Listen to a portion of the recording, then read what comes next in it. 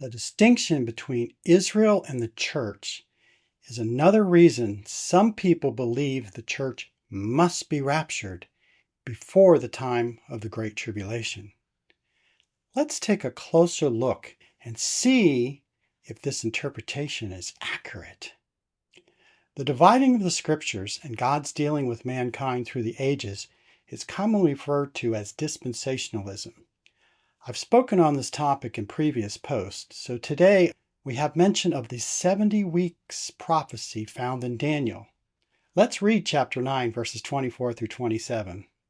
70 weeks are decreed about your people and your holy city, to bring the rebellion to an end, to put a stop to sin, to wipe away iniquity, to bring in everlasting righteousness, to seal up vision and prophecy, to anoint the most holy place. Know and understand this. From the issuing of the decree to restore and rebuild Jerusalem until Messiah the Prince, there will be 7 weeks and 62 weeks. It will be rebuilt with a plaza and a moat, but in difficult times. After those 62 weeks, this Messiah will be cut off and will have nothing.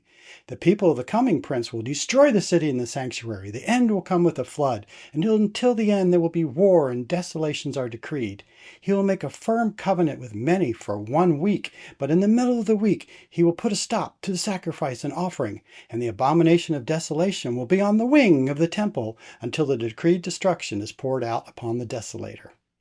The point I'd like us to focus on is the fact that 490 years started and ended nearly 2,000 years ago, and there's no reference of a gap or a pause between the first 483 years and the final 7 years last week.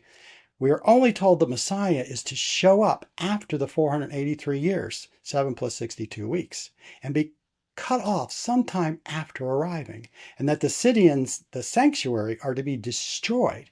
And we know from history that occurred in 70 AD. Verse 27 mentions a he, a covenant, and a many. Exactly who the he is, the Messiah or the coming prince, what the covenant is referring to, and who the many is referencing are all points that are highly debated. What the passage does not say is the Antichrist makes a 7-year peace treaty with Israel and breaks it after 3.5 years. Although, I'm sure you've heard it interpreted that way by many well-meaning preachers.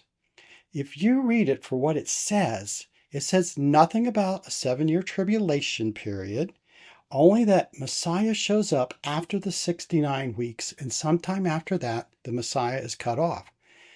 After that, some people will come to destroy the city and the sanctuary.